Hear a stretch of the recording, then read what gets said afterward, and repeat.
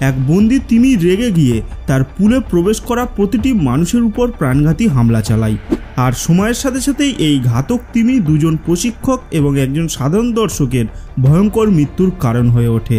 সবচেয়ে ভয়ানক ব্যাপার হলো এটি ঘটেছিল শত শত দর্শকের চোখের সামনে, কিন্তু দর্শকদের কাছে বসে বসে সেই দৃশ্য দেখা ছাড়া আর কোনো উপায় ছিল না, কারণ এটি ছিল সমুদ্রের অন্যতম ভয়ঙ্কর প্রাণী অর্কা, যাকে আমরা কিলার হুইল নামেও চিনি।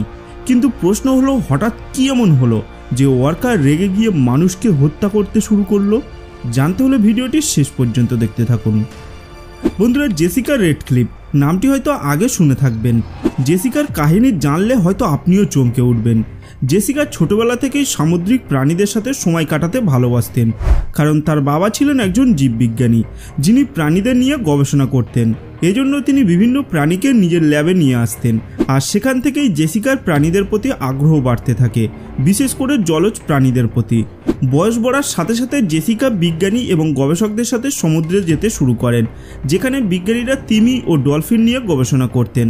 আর যখন এই প্রাণীগুলি জেসিকার নৌকার চারপাশে ঘোরাঘুরি করত, সে খুব কাছ থেকে এই প্রাণীগুলির আচরণ পর্যবেক্ষণ করতে পারত। অল্প সময়ের মধ্যেই সে যে কোনো মাছের সঙ্গে বন্ধুত্ব করে ফেলতে পারত, যা তার সামুদ্রিক প্রাণীদের সঙ্গে কাজ করার অভিজ্ঞতাকে আরও উন্নত করেছিল। এই দক্ষতার কারণেই জেসিকা প্রথমবার ওশান হেভেন মেরিন পার্কে একটি অর্কা শোতে অংশগ্রহণ করেছিলেন। প্রথমবার অর্কা শো দেখার পর তার ইচ্ছা আরও বেড়ে যায় অর্কার সঙ্গে সময় কাটানোর জন্য। এরপর জেসিকা মাত্র 19 বছর বয়সেই অর্কা ট্রেনার হওয়ার সিদ্ধান্ত নেন এবং এর জন্য সে সামুদ্রিক জীববিজ্ঞানের ডিগ্রিও অর্জন করেন। এই ডিগ্রি অর্জনের পর সে ওশান হেভেন নামের একটি শোতে কাজ শুরু করে। এরপর প্রতিদিন অর্কার সঙ্গে তার কাজের অভিজ্ঞতা আরও গভীর হতে থাকে। মাত্র 21 বছর বয়সেই জেসিকা এমন একটি সফলতা অর্জন করে যা অনেকেই সারা জীবনে অর্জন করতে পারে না। এরপর সে সবচেয়ে বড় ও জনপ্রিয় অর্কা শোয়ের প্রশিক্ষক হয়ে ওঠেন। এই শোতে থাকা অর্কা 22 ফুটেরও বেশি লম্বা এবং এর ওজন প্রায় 5443 কেজিরও বেশি। এই বিশাল অর্কা শো দেখতে হাজার হাজার মানুষ আসে এবং এটি অর্কা শোগুলির মধ্যে অন্যতম জনপ্রিয় শো হিসেবে গণ্য হয়। সে যে অর্কাটি প্রশিক্ষণ দিত তার নাম রাখে মেলো এবং ধীরে ধীরে মেলোর সাথে তার কাজের সম্পর্ক গড়ে ওঠে, যা অনেক বছর ধরে স্থায়ী থাকে। তাদের মধ্যে এতটাই ভালো বোঝাপড়া তৈরি হয়েছিল যে মেলো জেসিকার প্রতিটি ইশারা বুঝতে পারত। এই কারণে তারা দুজনে মিলে দর্শকদের সামনে সেরা পারফরমেন্স দিতে পারত এবং এই শোগুলির মধ্যে এটি সবচেয়ে জনপ্রিয় হয়ে উঠেছিল। কিন্তু সময়ের সাথে সাথে মেলোর আচরণেও কিছু পরিবর্তন লক্ষ্য করা যেতে লাগলো। কখনো কখনো মেলো আগ্রাসী হয়ে উঠত, কখনো সে খাবার খাওয়া বন্ধ করে দিত, এমনকি কখনো কখনো সে জেসিকার ইশারাগুলোকেও উপেক্ষা করত।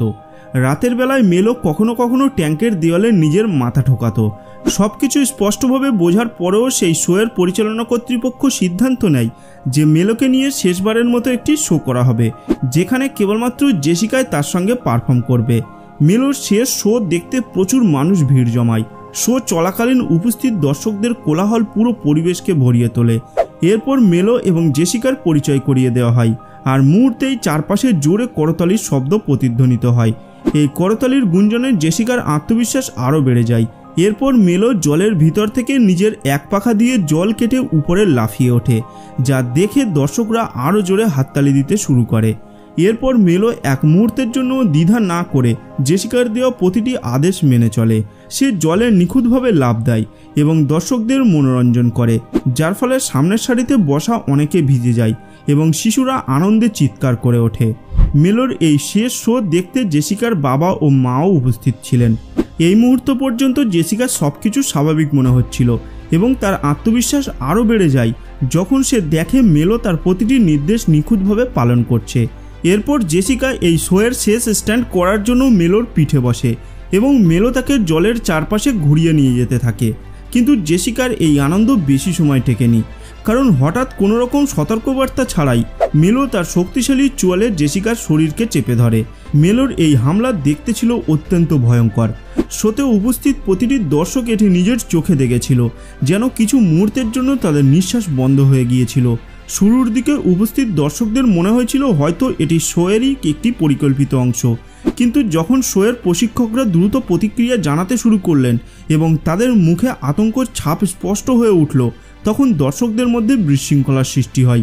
এরপরেই আতঙ্কিত দর্শকরা চিৎকার করতে করতে সেখান থেকে দৌড়ে পালাতে শুরু করে আর পুরো শোতে বিশৃঙ্খলার সৃষ্টি হয়। মাত্র কয়েক সেকেন্ডের মধ্যে শোয়ের প্রশিক্ষকরা একসঙ্গে জেসিকাকে মেলোর কবল থেকে মুক্ত করার জন্য প্রাণপণে চেষ্টা করতে শুরু করলো। তারা সম্ভাব্য সব উপায় খুঁজতে থাকে যার মাধ্যমে মেলোকে বাধ্য করা যায় জেসিকাকে ছেড়ে দিতে। শোয়ের ট্রেনাররা বারবার সংকেত দিতে থাকে যেন মেলো পানির বাইরে চলে আসে, কিন্তু সে কোনোভাবেই তাদের কথা শুনতে চায় না। এমনকি ট্যাঙ্কের মধ্যে দড়ি এবং মাছ পর্যন্ত ফেলে দেওয়া হয় যাতে সে মনোযোগ সরিয়ে নেয়, কিন্তু মেলো কিছুতেই জেসিকাকে ছাড়তে রাজি হয়নি। এই সমস্ত কৌশল অবলম্বন করা হচ্ছিল যাতে মেলো বিভ্রান্ত হয় এবং জেসিকাকে তার শক্তিশালী চোয়াল থেকে ছেড়ে দেয়। এরপর সেখানে থাকা দুই প্রশিক্ষক লাঠি হাতে জলে নামার জন্য প্রস্তুত হয় যাতে তারা জেসিকাকে নিরাপদে জল থেকে বের করে আনতে পারে, কিন্তু তখনই মেলো জেসিকাকে তার শক্তিশালী চোয়ালে চেপে ধরে জলের গভীরে টেনে নিয়ে চলে যায়। গভীর জলের নিচে গিয়ে সে জেসিকাকে ট্যাঙ্কের শক্ত দেওয়ালের সঙ্গে জোরে ধাক্কা দিতে শুরু করে। মেলোর চোয়াল এতটা শক্তিশালী যে একবার যদি কেউ সেখানে আটকে যায় তাহলে বের হওয়া প্রায় অসম্ভব হয়ে যায়। মেলো এত শক্তিশালীভাবে আক্রমণ করেছিল যে জেসিকার ফুসফুস এবং বুক মারাত্মকভাবে ক্ষতিগ্রস্ত হয় এবং তার অনেকগুলো পাঁজর ভেঙে যায়। ফলে জেসিকার শরীর থেকে জলের ভিতরে প্রচুর রক্ত বের হতে থাকে এবং কিছুক্ষণের মধ্যেই পুরো পুল রক্তে লাল হয়ে যায়। সেখানে থাকা সমস্ত প্রশিক্ষকরা প্রাণপণে চেষ্টা করতে থাকে যাতে তারা মেলোর থেকে জেসিকাকে মুক্ত করতে পারে, তবে তারা এই কাজে সফল হতে পারেনি। এরপর একটি হাইড্রোলিক মেশিন ব্যবহার করে তিমিটিকে জালের ফাঁদে ফেলে জলের বাইরে আনা হয় এবং তারপর জেসিকাকেও বাইরে তোলা হয়, কিন্তু তখন সব কিছু শেষ হয়ে গিয়েছিল। তাকে সঙ্গে সঙ্গে হাসপাতালে নিয়ে যাওয়া হয়, তবে ডাক্তাররা তাকে মৃত ঘোষণা করে। ডাক্তারদের মতে তার মৃত্যু হয়েছিল জলের নিচে দীর্ঘ সময় থাকায় দম বন্ধ হওয়ার কারণে এবং শরীর থেকে প্রচুর পরিমাণে রক্ত বেরিয়ে যাওয়ার কারণে। এই মর্মান্তিক দুর্ঘটনার পর ওশান হেভেন মেরিন পার্ককে চিরতরে বন্ধ করে দেওয়া হয়। তো বন্ধুরা, এ বিষয়ে আপনার কি মতামত? এই দুর্ঘটনাটি ঘটার জন্য আপনি কাকে দায়ী করবেন? সেই মেলো নামের অর্কা তিমিটিকে নাকি শো পরিচালনা করা দলটিকে? আপনার মতামত কমেন্ট বক্সে কমেন্ট করে জানাতে ভুলবেন না। আর যদি আজকের এই ভিডিওটি ভালো লাগে তাহলে ভিডিওটিকে লাইক করার সাথে সাথে নিজের বন্ধুদের সাথেও শেয়ার করে দেবেন। আর যদি আপনি আমাদের চ্যানেলে নতুন হয়ে থাকেন তাহলে চ্যানেলটিকে সাবস্ক্রাইব করতে ভুলবেন না। দেখা হবে পরের ভিডিওতে।